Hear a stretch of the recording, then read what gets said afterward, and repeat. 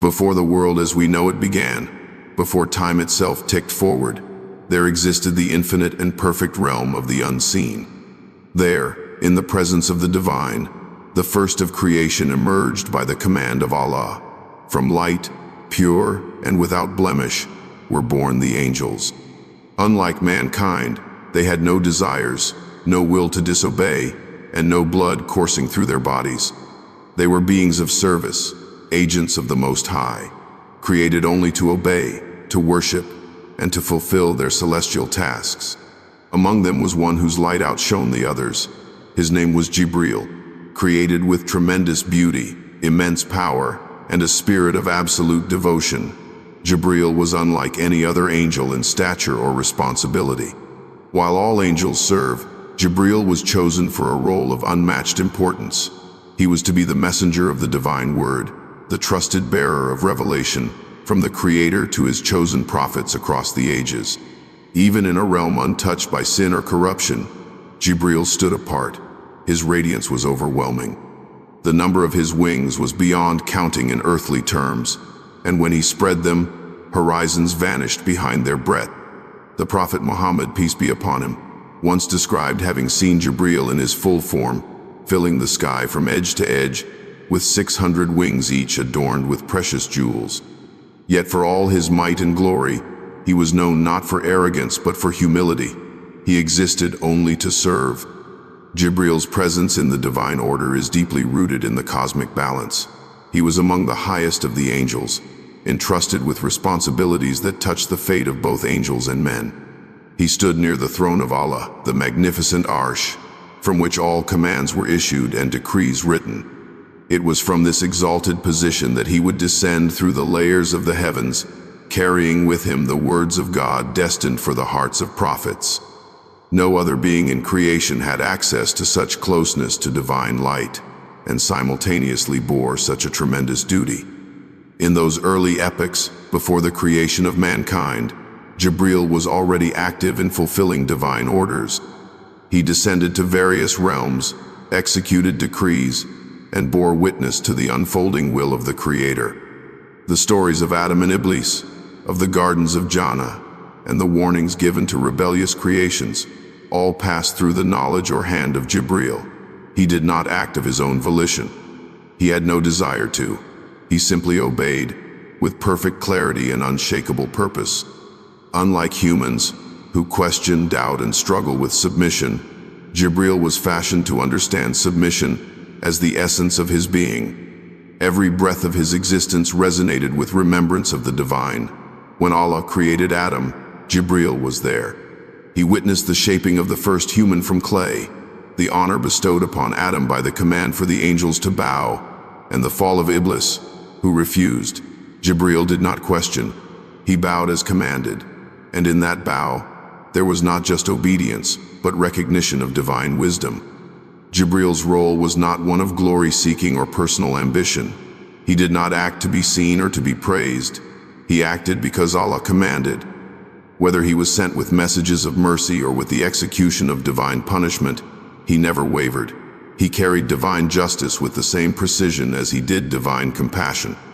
This perfect submission made him the most trustworthy of messengers, the one to whom even the prophets would look with awe and reverence. Though he was crafted from light, it was not mere brightness that made Jibreel feared or respected.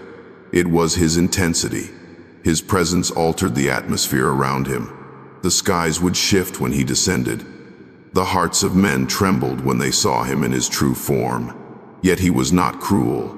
He did not wield his power for dominance. Instead, he carried it as a trust. His very essence was duty. In that duty, there was no deviation. In his loyalty, there was no doubt. The relationship between Jibreel and the throne of Allah was one of proximity and service. He was among the bearers of knowledge who operated beneath the throne. The throne itself, whose vastness surpasses human comprehension, is a place of divine command, and from beneath it, Jibreel would receive his instructions. Each command that passed from Allah to his messengers on earth came through Jibreel. He was the bridge, the divine connection, the unseen channel between the highest and the lowest realms. Jibreel was not alone in his stature. Alongside him stood other archangels, each with their own roles. Michael oversaw sustenance, sending rain and managing provision. Israfil would one day blow the trumpet, heralding the end of time and the day of judgment. Azrael would take the souls of the living at their appointed time. Yet among these mighty beings, Jibreel's role touched the hearts of prophets and shaped the destinies of nations. For while sustenance nourishes the body and death takes the soul, revelation nourishes the spirit, guides the heart, and connects creation to its creator. The heavenly world was not without its own structure and order. Angels moved in vast arrays. Some stood in eternal ruku, bowing without pause. Others praised with voices that echoed across the cosmos. Some guarded the gates of heaven, others recorded deeds, but Jibreel moved among them with a different purpose. He was often alone in his descent to earth, chosen to bring the word of Allah to one specific soul, at one specific moment, ordained from the beginning of time. His descent was never random. Every movement was precise. Every revelation was timed perfectly. And with each mission, Jibreel maintained a purity of intent unmatched in all creation. He never altered a single word. He never delayed a single moment. His voice, if heard by a prophet, would shake the very core of their being, not because it was harsh, but because it carried the weight of eternity. The voice of Jibreel bore the weight of truth. This being of light, this servant of the Most High, would go on to touch the lives of the greatest prophets, deliver the holiest of scriptures, and stand as a silent witness to the unfolding of divine will on earth. His story does not begin with mankind, nor will it end with them. Jibreel's story is one of eternal duty, transcendent trust, and an unbroken chain of obedience that reflects the perfection of the one who created him. Long before the final prophet walked the earth, Jibreel had already become deeply woven into the story of humanity. His presence was not sudden, nor was it limited to a single time or place. Rather, Jibreel's mission was continuous, enduring, and vast, stretching across generations and civilizations. He was not simply a figure who emerged during the life of Prophet Muhammad. He had long been active, fulfilling his divine commission of delivering revelation and guidance to the prophets who came before. In the earliest chapters of human history, when the earth was still young and humanity was just beginning to shape its destiny, Jibreel was already descending from the higher realms to convey messages from the Creator to his chosen servants. The first of these was Adam. As the first human and prophet, Adam received guidance directly from his Lord, and Jibreel was the conduit through which this wisdom was often delivered. Though the details of these early interactions are shrouded in mystery, it is clear that Jibreel was there, watching and participating in the unfolding drama of mankind's emergence from paradise to earth. When Adam and Hawa were sent down to the earth, bewildered and remorseful, it was Jibreel who helped guide them to the means of repentance. The divine mercy that allowed Adam to seek forgiveness was conveyed through Jibreel, who became a symbol not only of communication but of hope and divine clemency. Though the gates of paradise had closed behind them, the gates of guidance had opened, and Jibreel stood at that threshold.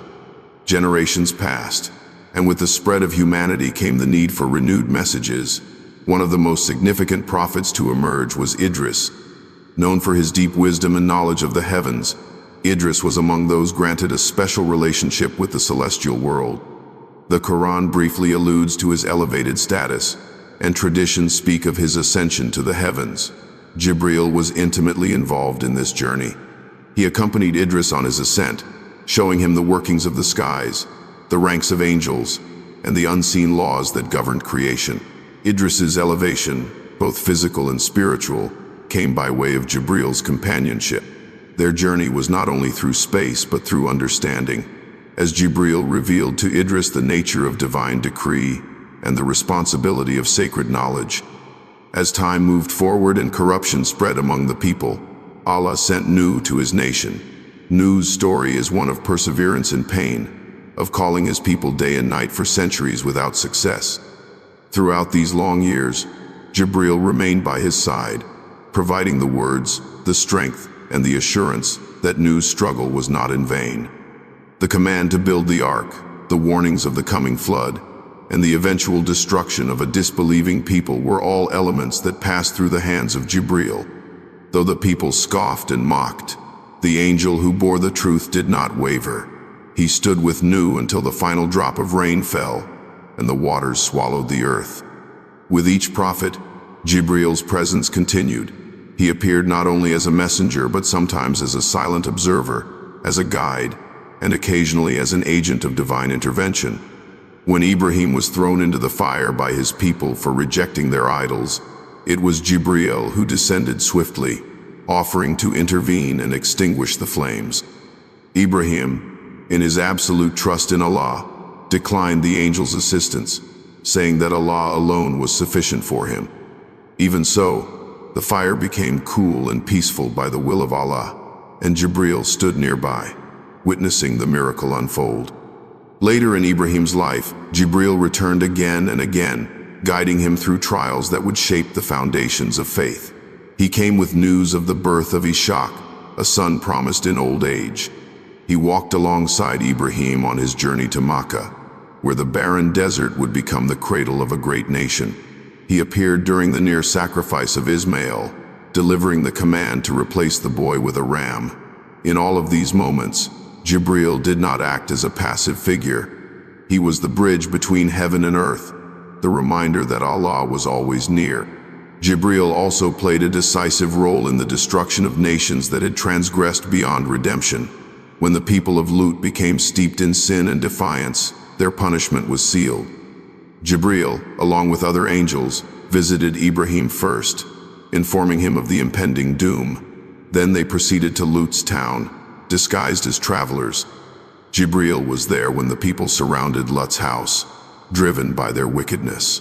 And when the hour came for punishment, it was Jibreel who struck the land with such force that the cities were turned upside down.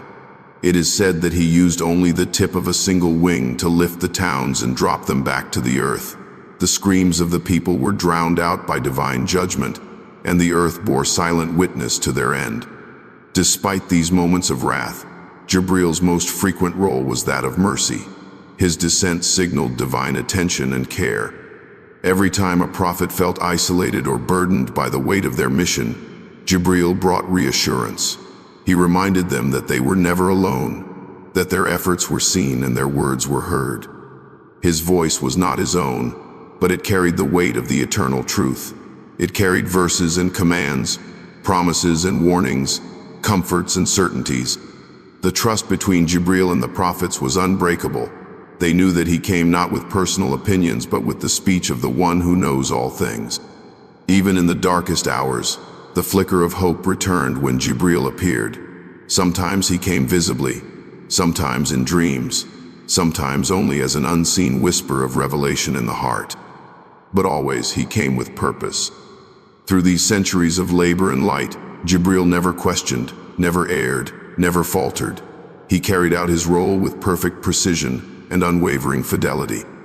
The scrolls he brought to Idris, the commands given to Nu, the visions shown to Ibrahim, the warnings delivered to Lut, and the messages whispered to countless other prophets all passed through the same hands. Those hands were neither stained with sin nor shaken by doubt. This continuity of divine message, passed down through one trusted bearer, was what maintained the thread of truth through human history. Though each prophet had their own time and people, their source was the same. The one who carried the message was the same, and the one who sent the message was eternally the same. In every era, among every nation, Jibreel walked beside those chosen to lead. He was their companion when the world turned its back on them. He was the first to bring them news of divine election, and he remained until their mission was complete. His footprints are not found in the sands of time, but his presence echoes in the stories that shaped humanity. Through him the word moved, through him the heavens reached the earth, and through him the chain of revelation continued, unbroken and pure, until it reached its final link. Maryam lived in quiet devotion. From her earliest years, she was known among her people for her purity, her silence, and her continuous prayer. She had been dedicated to the service of the temple by her mother before she was even born, and she grew up under the care of Zechariah, a prophet and a guardian who marveled at her faith. She spent her days in worship, isolated from worldly distractions, and surrounded only by the unseen presence of angels. Food would appear before her without explanation, sustenance from a source unseen, and when Zachariah questioned her about it, she would reply that it was from her Lord. She did not complain of solitude, nor did she tire of worship.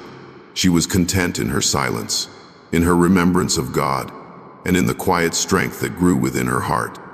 It was during one of these moments of solitude that her life changed forever. Without warning, without sound, the chamber where she worshipped, filled with a presence so overwhelming that the very air shifted around her. There before her stood a man. She did not recognize him, and his sudden appearance terrified her. She recoiled, seeking protection in the name of the most merciful, thinking perhaps she was in danger. But this man was no ordinary figure. His face carried no malice. His voice, when he spoke, brought not harm but calm. He identified himself not as a man, but as a messenger from her Lord. He was Jibreel. For a moment, time seemed to stop. Maryam, known for her modesty and chastity, was confronted with the unimaginable. Jibreel told her that he had been sent by God to give her a pure son. She was stunned. She had never been touched by a man. She had never so much as stepped beyond the bounds of chastity. How could she possibly bear a child? Her question was not one of disbelief, but one of genuine confusion, the kind of honest wonder that any faithful servant might feel when confronted with a divine miracle that shattered the normal order of things. Jibreel answered with clarity. It would be so because her Lord had willed it. The decree had already been issued. Her womb would carry a child, not by the union of man and woman, but by the command of the one who says to a thing, "Be," and it is. This was not to be a punishment or a burden, but a sign for her people, a sign for the world, and a mercy from God. With that, Jibreel breathed into her. It was not a breath as humans know it. It was the delivery of a divine spark, a command wrapped in grace. Maryam felt it settle within her, and from that moment, she knew that her life had forever changed. Jibreel did not remain. His purpose had been fulfilled. He vanished from sight, returning to the unseen realm, leaving Maryam to carry the weight of what had been placed inside her. She withdrew even further from society, feeling the changes within her body, watching life grow where no life should have been possible. She did not speak of it. She knew what people would say. They would not understand. They would accuse. They would condemn. Yet she remained steadfast, trusting that the same Lord who had sent her this miracle would not abandon her to the cruelty of men. The time came when she could no longer hide. She left her place of worship and traveled alone, seeking shelter and solace. Her labor was difficult. Pain consumed her, and in her desperation, she cried out, wishing that she had died before this moment, wishing to be forgotten, to be hidden from the eyes of those who would judge her. But even then, in that moment of despair, mercy arrived. A voice called out to her, telling her not to grieve, showing her a stream that had sprung beneath her and a palm tree that would bend and drop fresh dates for her to eat. Some say that this voice was from Isa himself, still unborn but already speaking by divine command. Others believe it was Jibreel, once more returning to her side in her hour of need. She gave birth alone, surrounded by no one, supported only by the unseen help of her Lord. And in her arms, she held a son, a child of perfect purity, a sign of mercy and power, a soul destined to speak from the cradle and call his people to truth.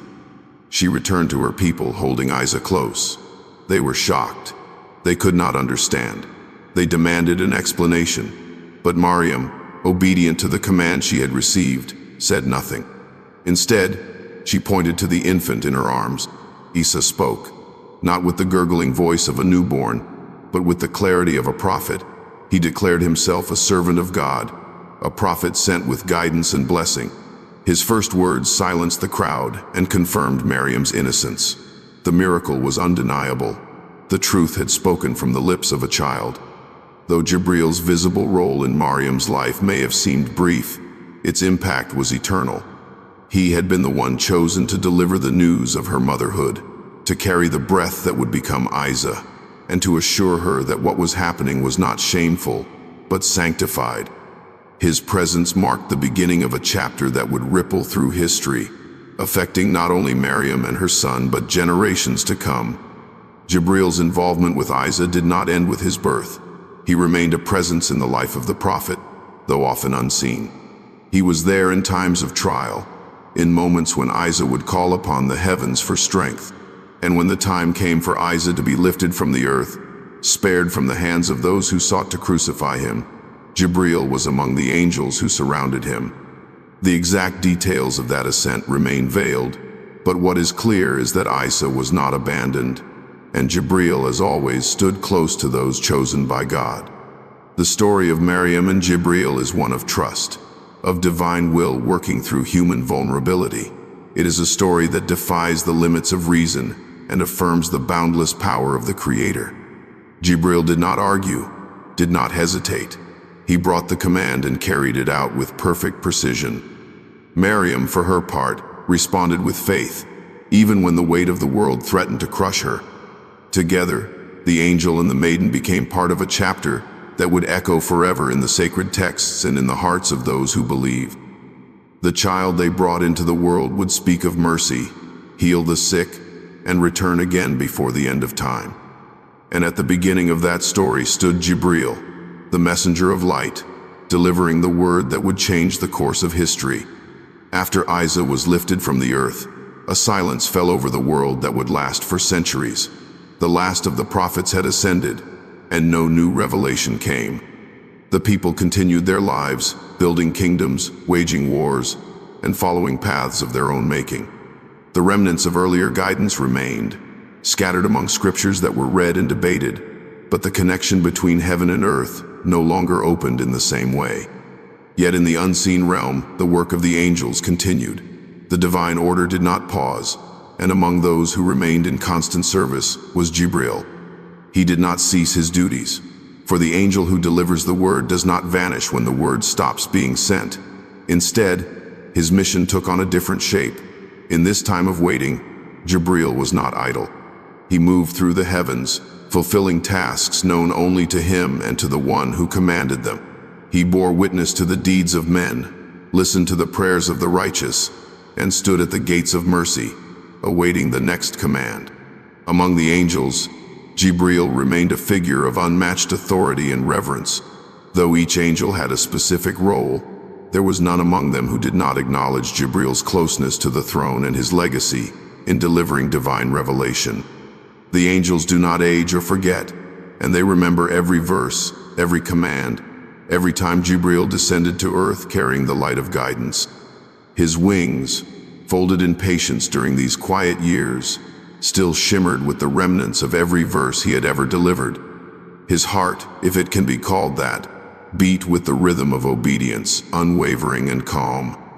In these years between Isa and the Prophet Muhammad, the earth moved forward without a prophet to guide it directly. People lived and died, often unaware that the world stood in a quiet anticipation of something monumental. Among them were individuals who continued to seek the truth. Some prayed in solitude. Others walked away from the idols their people worshipped, feeling deep within that there must be more than stone and ritual. Though these seekers did not know it, their yearning was not ignored. The angels, including Jibreel, observed them. Nothing is lost in the sight of the heavens. Every moment of sincerity, every whisper of a heart turned toward truth, was noticed and remembered. There were times during these centuries when Jibreel was sent with missions other than revelation.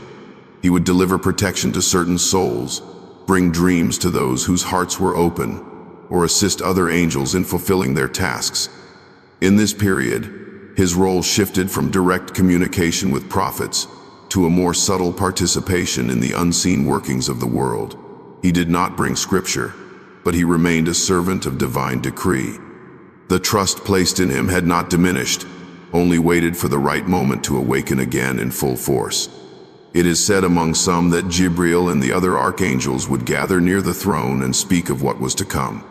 Though they do not question the will of their Lord, the angels know what is written in the preserved tablet.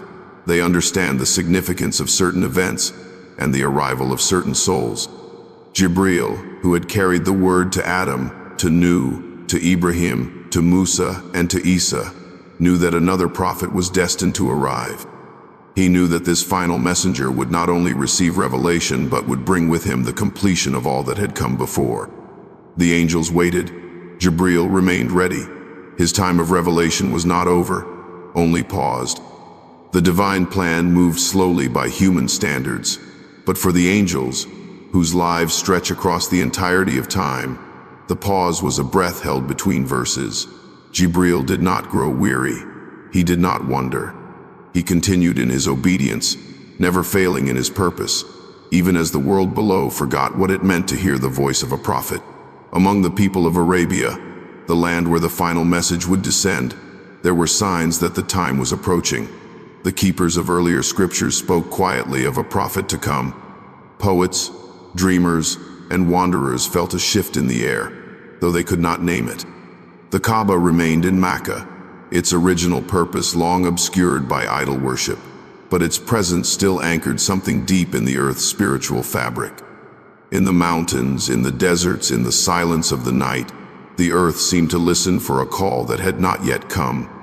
Jibreel watched. He knew that soon he would descend again, not just once, but repeatedly, over many years. He knew the one he would visit had not yet received the command, but was nearing the moment when his heart would be prepared. The Prophet Muhammad was still a young man, working in the markets, walking the streets of Mecca, and reflecting deeply on the confusion and injustice he saw around him. But within him was a heart untouched by the darkness that surrounded his people, and that heart, pure and yearning, would soon be opened by a single word from above. Though unseen by the people of the earth, Jibreel was closer than they could imagine. His return was not a matter of chance. It had been written long ago, and the weight of what he would bring had already been sealed. The revelation that was to come would not be one scroll, nor a single message, but a living book that would descend over 23 years. And Jibreel would be the one to carry every verse, every syllable, every command, with the same unwavering precision he had shown for millennia. This time of waiting, of apparent silence, was not empty. It was a moment of preparation. The world was being readied. The heavens stood poised. And Jibreel, bearer of light and guardian of truth, remained in his station, alert and obedient, waiting for the signal that would break the silence and begin the final chapter of his mission on earth. When that command came, he would not hesitate. He never had. The pause would end. The word would move again, and Jibreel would once more become the bridge between the eternal and the mortal. In the stillness of the cave of Hira, the world was about to change forever. A man sat alone in deep reflection, his heart full of questions, his soul longing for clarity. This man, known to his people as Muhammad, had turned away from the practices of his society. He had watched for years as his people bowed to idols of stone, as wealth and power drowned out justice, and as the poor and weak were left behind. He was known for his honesty and kindness, for his gentleness and sense of fairness, yet he carried a weight within him that no one around him could understand. It was the weight of a seeker. He would often climb the mountain and sit in that cave, away from the noise of the city, away from the expectations of his tribe, listening not to voices, but to the silence. He did not know what he was waiting for, only that something in him could not rest. It was in that silence, one night during the month of Ramadan, that the sky opened. He did not hear footsteps, nor did he sense a presence creeping into the cave. It happened all at once. A figure stood before him, magnificent and terrifying, taking up the space with a power that could not be described. The man's heart raced, his breath caught in his throat. The figure moved closer, closer than comfort would allow, and wrapped him in a grip that was not cruel but firm, unrelenting, and commanding. "Read." The voice filled the cave, and it was like thunder held inside a single word. Muhammad, stunned and shaking, replied that he could not read. The figure pressed again, holding him tighter, then released him. "Read." Again, Muhammad said he could not. The command came a third time, stronger than before, and then the words flowed. not from the man's memory but through his heart, planted as though they had always belonged there. Read in the name of your Lord who created man from a clot. Read, and your Lord is the most generous, who taught by the pen, taught man what he did not know. With these words, the seal of revelation had been broken, and the long silence between heaven and earth was over. The figure before him was not a man. It was Jibreel, the archangel who had carried the word of God to every prophet before him. Now he had come again, bearing not a scroll but the first verse of a book that would change the course of history. Muhammad stumbled out of the cave, his heart pounding, his body trembling. He descended the mountain, unsure of what had just happened, filled with awe and fear. The world around him looked the same, but nothing felt the same. When he reached his home, he went straight to his wife Khadija and asked to be covered. She wrapped him in cloth and held him until he calmed. Then he told her what he had seen, what he had heard, and what had shaken him to his very soul. Khadija did not question his sanity. She knew the kind of man he was. She took him to someone who could help explain what had happened, a wise elder named Waraka, who had studied the scriptures of earlier prophets. When he heard what Muhammad described, Waraka's face grew serious. He said that the one who had come to him was the same spirit who had come to Musa. He told Muhammad that he would be rejected by his people and driven from his home. The young prophet could barely comprehend this. He was loved by his people, respected even by those who disagreed with him. But Waraka was right. The road ahead would be difficult. Jibreel did not return immediately. Days passed, then weeks. The silence was deafening. The initial shock turned into a kind of sorrow, a fear that perhaps it had all been a dream, or worse, that he had been abandoned. But then, without warning, the sky opened again. This time, Jibreel filled the entire horizon. Wherever Muhammad turned his eyes, he saw the angel's presence. The moment was overwhelming. The same voice returned, reciting verses of reassurance, calling him once again to rise and warn, to speak the truth, to deliver the message. The early days of revelation were heavy. Each time Jibreel came, the weight of the message would press upon Muhammad in ways both physical and spiritual. His body would sweat, even on cold days. He would feel the strain in his chest, the pull of divine speech shaping the contours of his soul. But there was also peace in it, a calm that came after the words were received, a stillness that confirmed their origin. Jibreel became a companion, not in the sense of one who walked beside him in the open, but in the deeper sense of one who remained present in unseen ways. He would come with verses of the Quran, sometimes in response to events, sometimes to explain matters unknown, sometimes simply to strengthen the prophet's heart. He did not speak his own opinions. He was not a counselor who offered suggestions. He was a vessel of pure command, a bearer of revelation who came only when sent and left only when his task was complete. Sometimes he would appear in the form of a man, dressed in white with no signs of travel, his presence clean and composed. On one occasion, he appeared before the prophet and his companions, asking questions about faith, about submission, about excellence in worship. When he left, the prophet explained to his companions that it had been Jibreel, come to teach them their religion in the form of a questioner. Other times, he came in visions or dreams. And sometimes, his presence was known only by the sudden descent of verses into the prophet's heart, without visible form or sound. In those early days, the prophet would often return from receiving revelation shaken, not because he doubted the truth, but because of the immense responsibility it carried. Jibreel never lessened the burden, but he carried it with him in a way that made it bearable. The prophet knew he was not alone. He knew that when the verses came, when the people rejected him, when the challenges rose before him like mountains, Jibreel was there, silent perhaps, but near. As more verses were revealed, the circle of believers grew. The Quran was not delivered all at once. It came over 2 decades, piece by piece, shaped by events and guidance, like a lamp lit in the darkness, each verse illuminating a new path. And every single one of those verses passed through the hands of Jibreel. From that first moment in the cave until the final words near the end of the prophet's life, Jibreel was the bridge between the eternal and the temporal. He did not speak for himself. He carried no agenda. He brought the word, preserved its purity, and departed. The Prophet Muhammad came to rely on him, not just as a messenger, but as a presence that reminded him of the divine mercy and the unwavering truth behind his mission. And so it began, with a single word, with a cave, with a man in search of meaning, and an angel who had waited for centuries to descend again. Together they opened a new chapter in the story of humanity, a chapter that would echo through hearts and centuries, reaching those who still seek, still listen, and still long to read.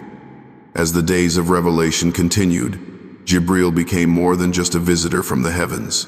He was the unseen companion of the Prophet, always near when needed, always bringing what had been commanded. The early days had been full of fear and trembling, but with time came a deepening of familiarity and reverence.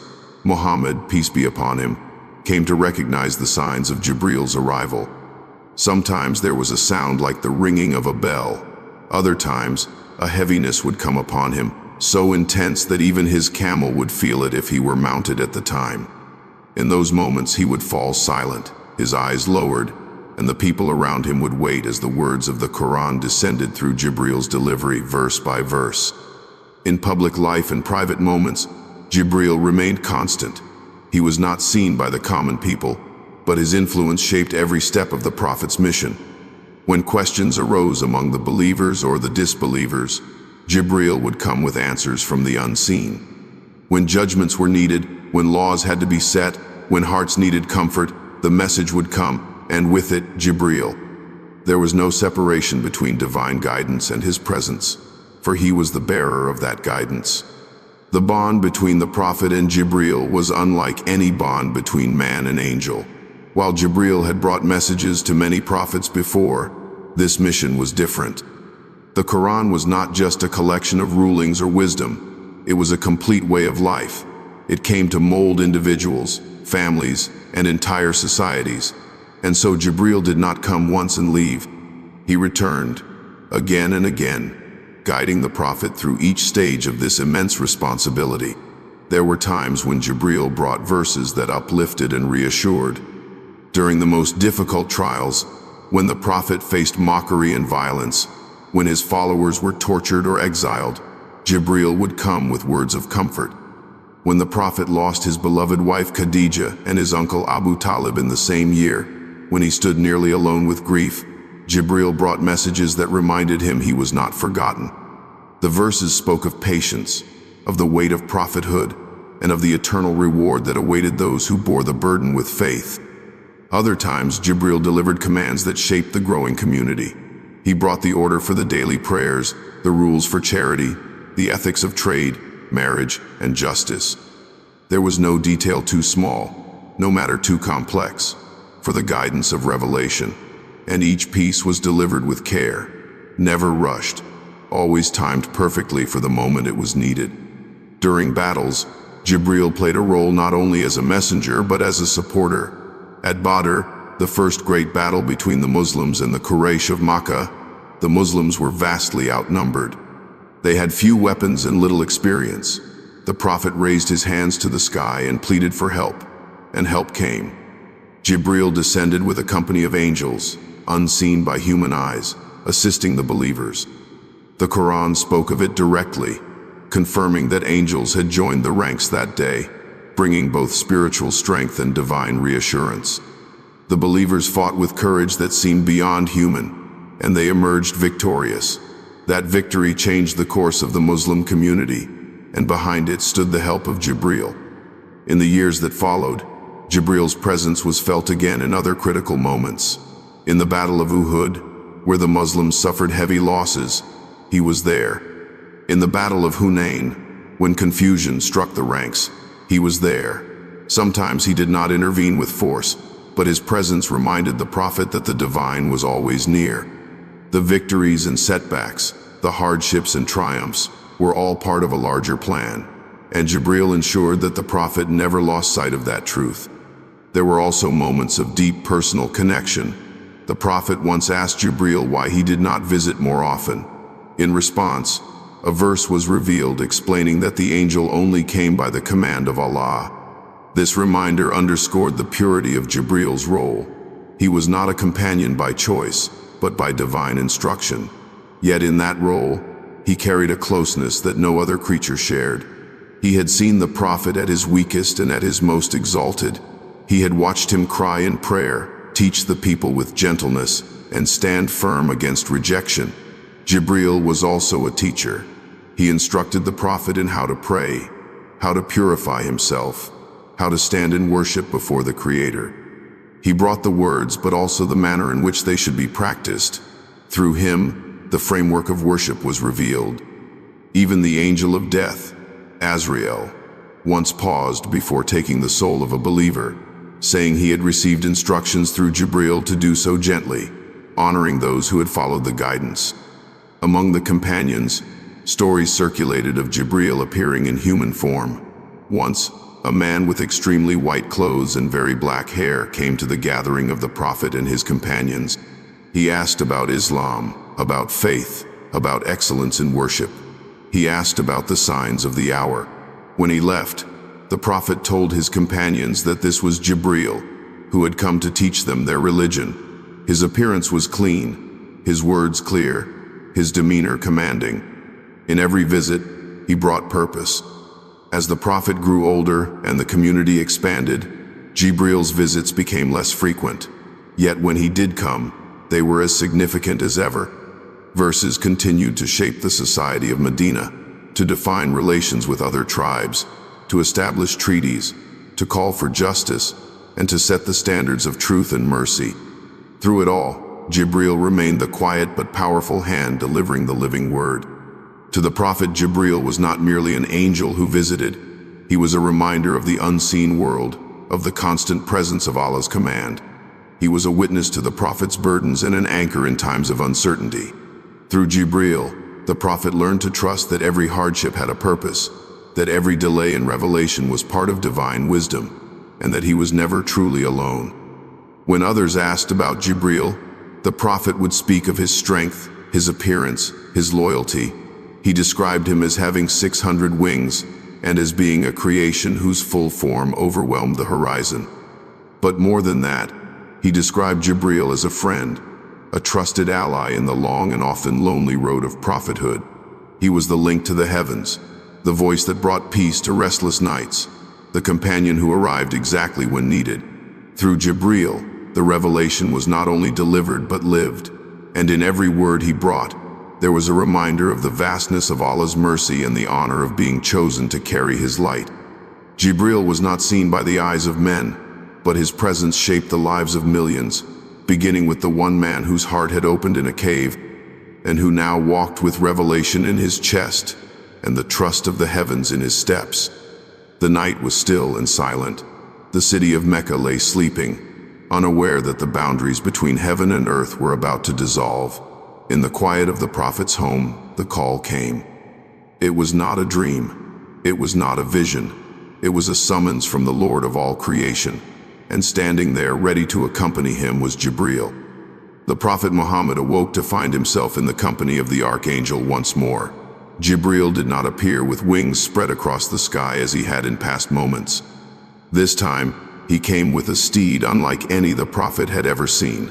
It was called Buraq, a creature of light and speed, swifter than any wind. Its body shone, and it moved with the grace of the heavens. It was not a horse, not a mule, but something in between, created for this sacred journey alone. With Jibreel guiding him, the prophet mounted Buraq, and they began the first leg of a journey that would defy every limit of the physical world. They traveled from Mecca to Jerusalem in a single stretch of time so brief that when the prophet returned, his sleeping mat was still warm. But in that brief span, the world had changed. Upon reaching Jerusalem, Jibreel led the prophet to a place where all the prophets who had come before had gathered. Ibrahim, Musa, Isa, and others stood ready. It was a moment outside time. Here was the seal of the prophet standing shoulder to shoulder with those who had paved the path before him. And it was he who led them in prayer, a sign of the completion of the divine message. Jibreel stood by silently, watching as the prophet stepped forward, his leadership in that sacred gathering confirming what the heavens already knew. the final messenger had arrived. But this was only the beginning. From Jerusalem, the journey turned skyward.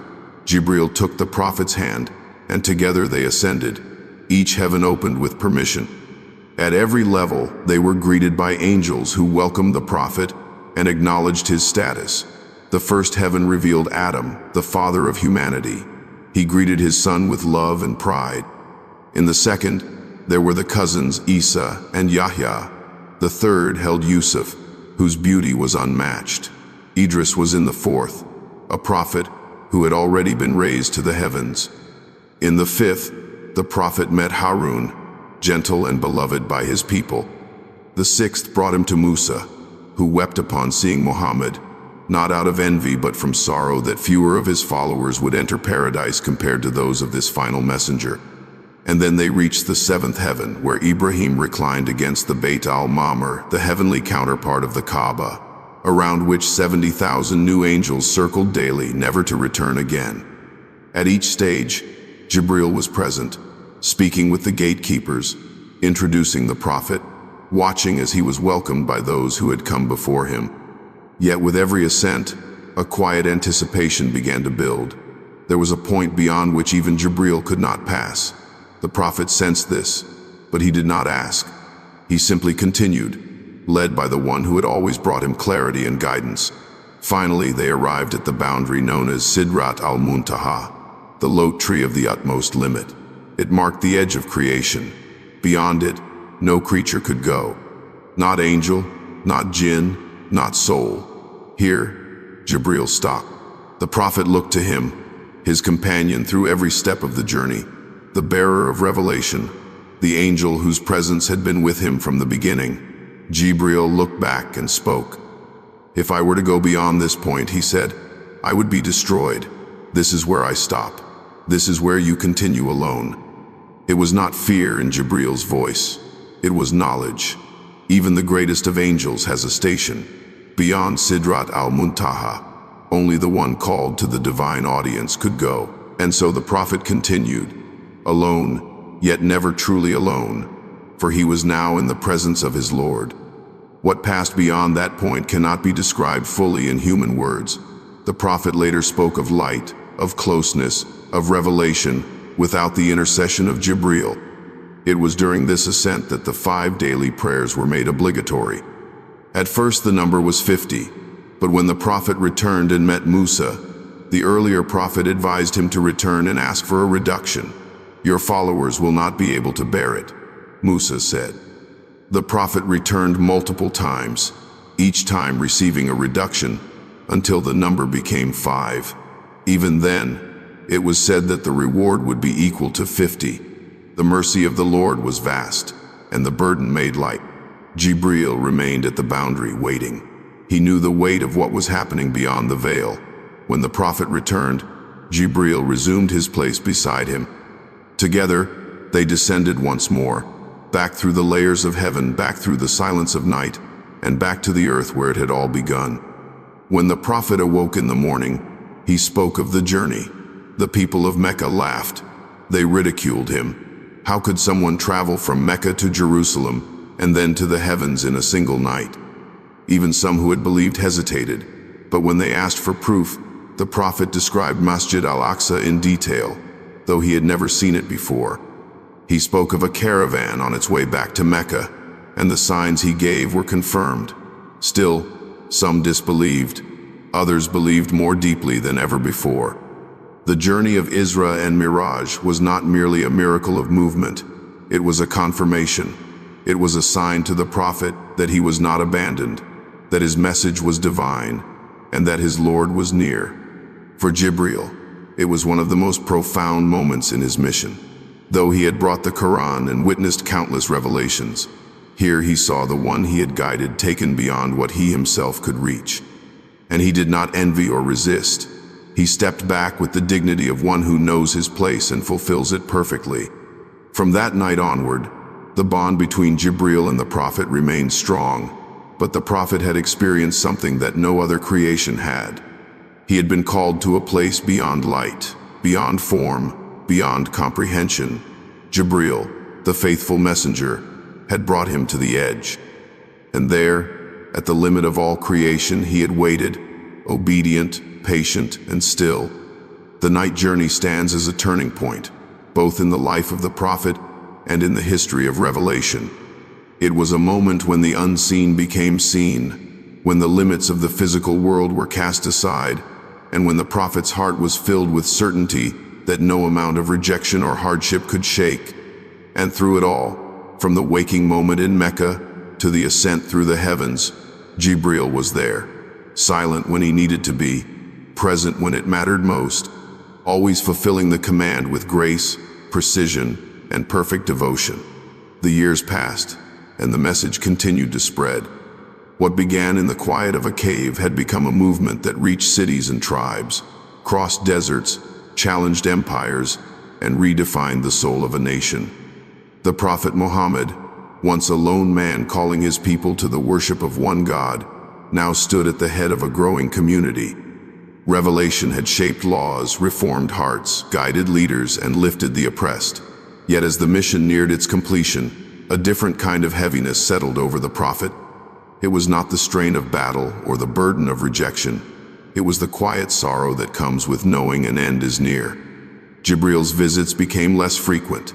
He still came, and each time he brought verses that spoke of faith, justice, forgiveness, or reminders of the hereafter.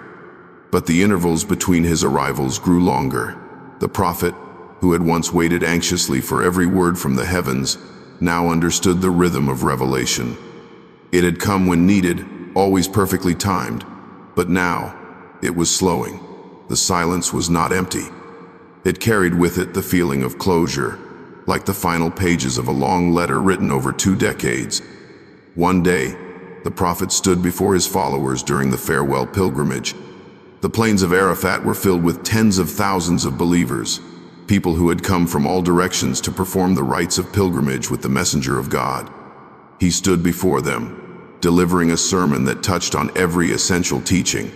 He spoke of the sanctity of life, of the rights of women, of justice and brotherhood. He reminded them of their duty to worship God alone and to treat each other with fairness and dignity. And then he said, "Have I delivered the message?" The people responded with one voice, testifying that he had fulfilled his mission. With his hand lifted to the sky, the prophet said, "O Allah, bear witness." It was during this momentous occasion that Jibreel descended with one of the final revelations. "Today I have perfected for you your religion, completed my favor upon you, and have chosen for you Islam as your religion." These words struck the prophet's heart with both joy and sorrow. The mission was complete. The favor had been fulfilled. But with that came the understanding that the days of revelation were nearing their end. There would be no new verses after a certain point. The Quran, once delivered drop by drop, was now nearly whole. The companions celebrated the verse. They saw it as a sign of victory and divine favor. But Abu Bakr, among the closest of the Prophet's friends, wept. He understood what others had not yet realized. Perfection in this world often signals the closing of a chapter. The seal of revelation would also mean the departure of the one who had carried it. Jibreel came again during the final days. He brought the last complete surah of the Quran, a short chapter that signaled the conclusion of the mission. When the help of Allah comes in the victory, and you see the people entering the religion of Allah in multitudes, then glorify the praises of your Lord and seek His forgiveness. Indeed, He is ever accepting of repentance. The Prophet recited it with gravity. The words carried a farewell, not just to the people, but to the mission itself. Glorify, praise, seek forgiveness. These were not commands only for the believers. They were instructions for the messenger who had spent his life in service, preparing to return to his Lord. In the quiet of his home, the Prophet spoke to his wife Aisha of a vision. He told her that Jibreel had visited him and recited the Quran with him twice that year during Ramadan. Usually Jibreel would come once in the sacred month, reviewing the verses with the Prophet, confirming their order and recitation, but now he had come twice. The Prophet said he did not think this was without meaning. He believed his end was drawing near. Jibreel's final visits carried a different weight. There was no more instruction about new rulings. There were no more verses that responded to the challenges of the disbelievers. The Quran was now a living book, memorized by the hearts of men and written in the hearts of women and children. It was no longer descending in stages. It stood complete, eternal, guarded by the very one who had delivered it. On what would be Jibreel's last appearance with revelation, the prophet felt the verses settle within him with a mixture of peace and pain.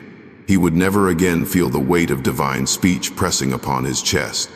He would never again raise his eyes to the horizon and see the figure of Jibreel spreading his wings from one end of the sky to the other.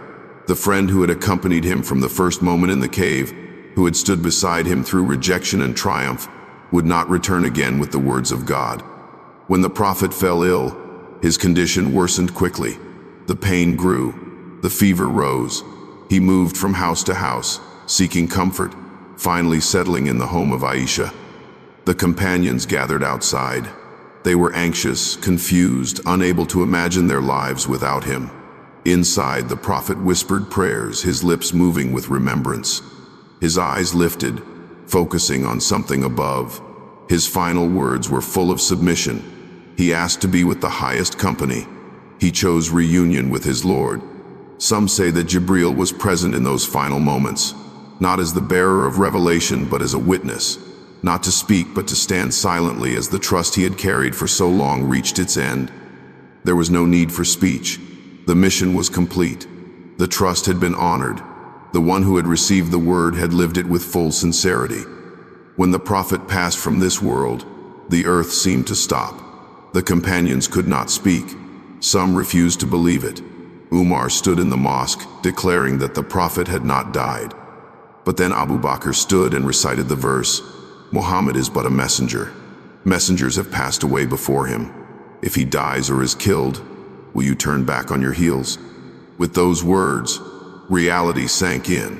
For Jibreel, the one who had descended to earth with messages from the heavens, the mission was over. His task had been fulfilled. The verses were complete. The prophet had returned to his Lord. And so Jibreel ascended once more, this time not to return with revelation, but carrying the memory of a trust that had been delivered with perfect precision. There would be no more prophets, no more scriptures.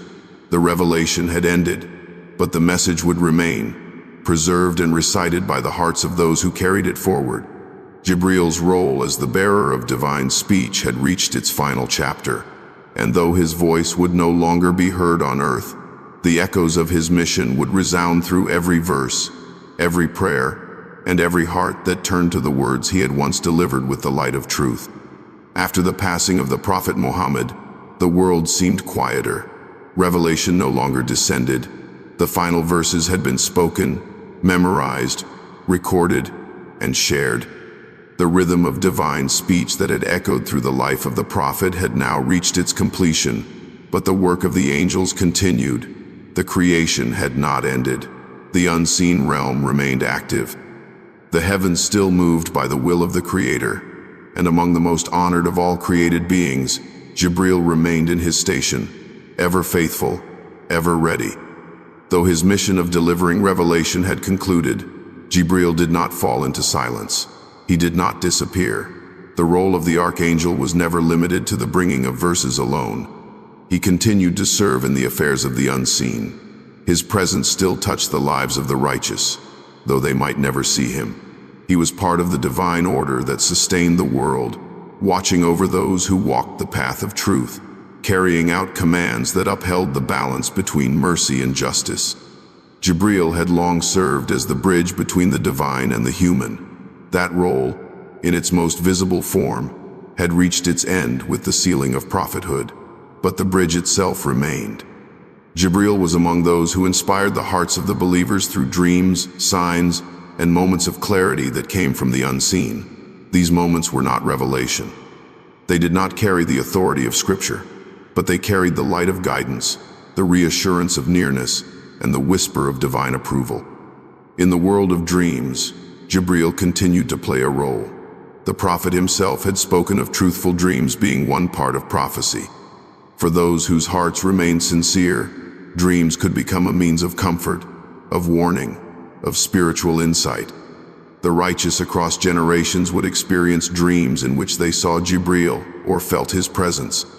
Sometimes he would appear in the form of a man, sometimes as a voice, sometimes as a presence that left behind a feeling of calm and purpose.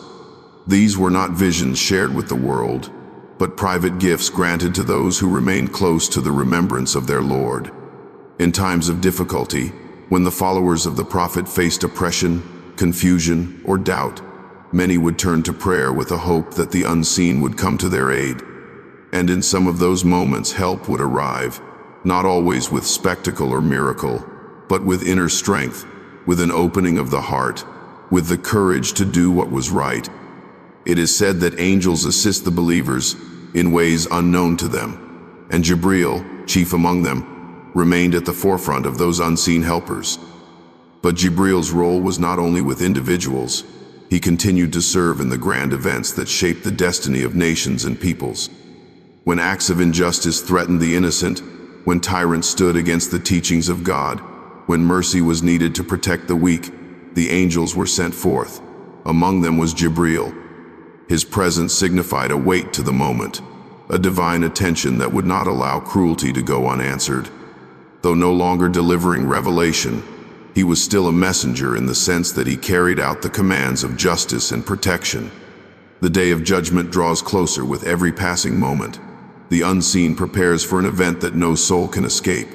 Jibreel, along with the other archangels, plays a role in the unfolding of that future.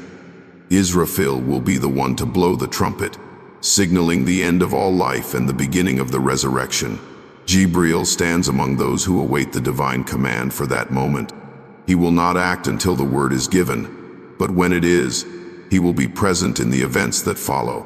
When the trumpet is blown and the heavens are torn apart, when the stars fall and the mountains are scattered, the angels will descend in ranks. They will fill the sky. Their presence will be overwhelming.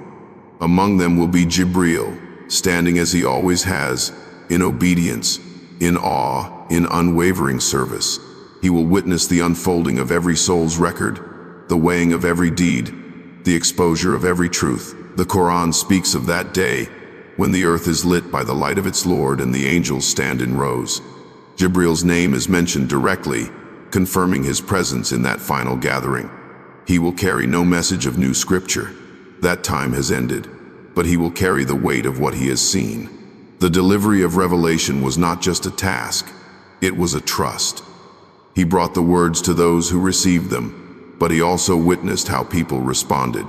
He saw the ones who believed without hesitation, who gave their lives for the truth. He saw those who rejected, who mocked, who harmed the messengers.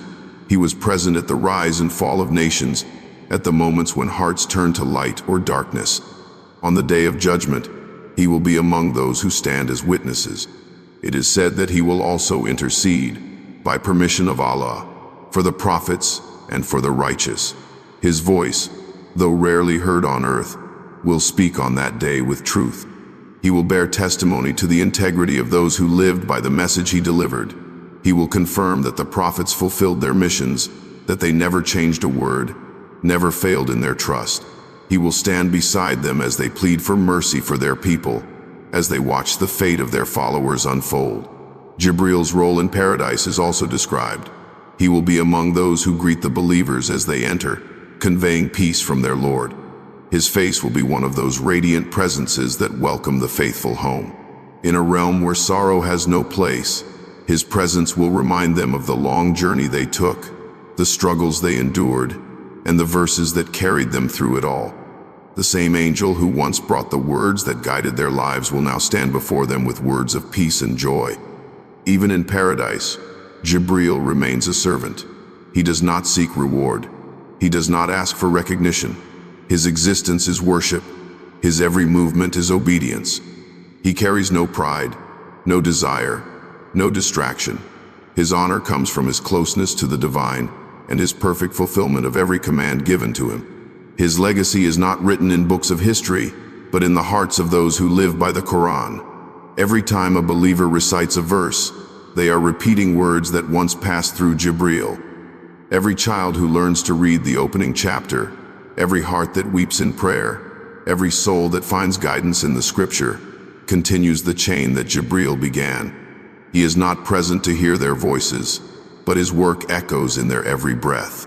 Jibreel's story is not one that ends with a single task. It is a story of loyalty beyond comprehension, of service that defines the very essence of obedience. From the first breath of creation to the final trumpet, he remains exactly as he was created to be, pure, steadfast, near the throne, and ever ready to serve.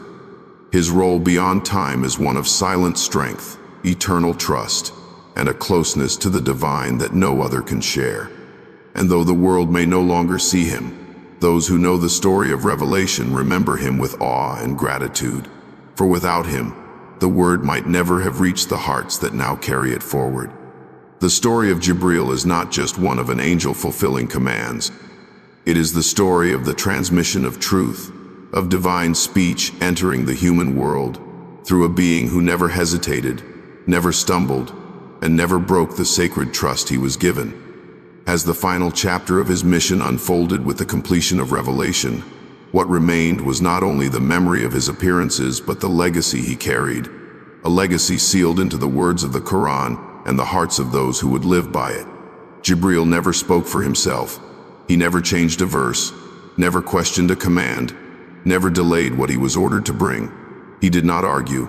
He did not negotiate. His role was pure. He was the vessel through which the eternal reached the temporary. The unseen touched the seen, and the divine made itself known in language and light. It is through him that the messages to Adam and Nuh, to Ibrahim and Musa, to Isa, and finally to Muhammad, were all conveyed. He was not the author of these messages. He was their carrier. Yet in doing so, he became a central figure in the spiritual history of humanity. When people speak of Jibreel, they often imagine his awe-inspiring form, the wings that filled the horizon, the strength that made the mountains tremble. But the greatness of Jibreel lies not only in his power, it lies in his absolute submission. He is great because he never tried to be anything other than what he was created to be. In that, there is a lesson that surpasses many others.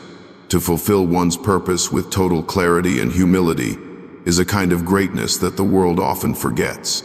Jibreel reminds us that service to the divine is not weakness, it is the highest kind of strength. The Prophet Muhammad spoke of Jibreel with deep affection and respect. He knew that every time Jibreel came to him, it was not just a moment of divine instruction but also a visit from a companion who had been with him since the first trembling moments in the cave of Hira. He had seen Jibreel in full form, witnessed his vastness, his presence covering the horizon. Yet he also saw him as the one who calmed his heart, the one who taught him to pray, the one who stood beside him in moments of isolation and trial. To the Prophet, Jibreel was not only a heavenly figure, he was a trusted presence who brought certainty when the world seemed unstable. Among the believers, the memory of Jibreel is tied forever to the Quran. Every verse, every chapter, every recitation is linked to the angel who brought it down. When a believer opens the book, they are not only reading words written on a page, they are stepping into a chain of transmission that passed through the heavens. It came from the Lord of all worlds, spoken to Jibreel, carried to the heart of the prophet, and then passed down generation after generation. In every breath that utters a verse, there is an echo of the voice that first carried it. Jibreel's legacy is not marked by a tomb or a monument. He did not build cities or lead armies. He left behind no personal story, no account of his thoughts or emotions. What he left is something far more enduring. He left the imprint of obedience. He left the certainty that the divine will can reach the earth in its purest form. He left a model of what it means to be completely aligned with one's purpose, to exist not for self but for service. For those who reflect, there is wisdom in his silence. Jibreel was never the center of the message. He never stepped in front of the revelation. He never asked for recognition. He did not seek praise. He delivered what he was told to deliver and then returned to his place. In a world where many struggle for attention, for fame, for validation, Jibreel's story reminds us that the greatest honor comes not from being seen but from being true. The scholars of Islam have spoken of Jibreel with deep reverence. They describe him as the trusted spirit, the one who brought the Quran to the prophet's heart. They speak of his strength, his beauty, his role as the archangel who stood beside prophets and witnessed the unfolding of divine mercy across history. But perhaps most telling is the way he is described in the Quran itself. It calls him noble, trustworthy, mighty, and close to the throne. These are not just attributes of status. They are qualities of character. Nobility not of blood but of purpose. Trustworthiness not for men but before God. Strength not for war but for responsibility. Closeness not in distance but in loyalty. In the stories of old, when the people of Lut were punished, it was Jibreel who carried out the divine order. When Maryam was given the news of a miraculous birth, it was Jibreel who delivered it. When the prophet felt the weight of isolation and rejection, it was Jibreel who reminded him that he was not alone. From destruction to mercy, from beginnings to endings, Jibreel stood as a witness, as a carrier, as a silent companion. On the day of judgment, when the sky is torn and the earth gives up its burdens, when the people are gathered and their deeds laid bare, Jibreel will be there. Not as one in need of judgment, but as one who witnessed it all. He will stand among the ranks of angels, waiting for the commands of the Lord, watching as each soul faces the truth it carried. And when the believers are welcomed into paradise, it is said that the angels will greet them with peace, and among those angels, Jibreel will be present. The one who brought the message will be there to see its fulfillment. The full story of Jibreel is not confined to what is written in books. It lives in the lives of those who respond to revelation. It continues in the hearts that tremble when verses are recited, in the tears that fall during prayer, in the moments when the unseen feels close and the soul remembers its source. Jibreel is not only part of the past, he is part of the eternal unfolding of the divine plan.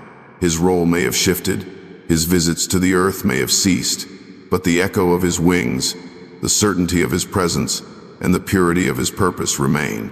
When all is said and done, Jibreel is the symbol of trust fulfilled, of guidance delivered, and of obedience without flaw. His story does not end. It simply continues beyond the limits of time, in realms we have not seen, in places where the light never dims. His full story is not only about what he did, but about what he was. And what he was, from the moment he was created until the final command is given, is a servant of the Most High, unshaken, unwavering, and forever close to the throne.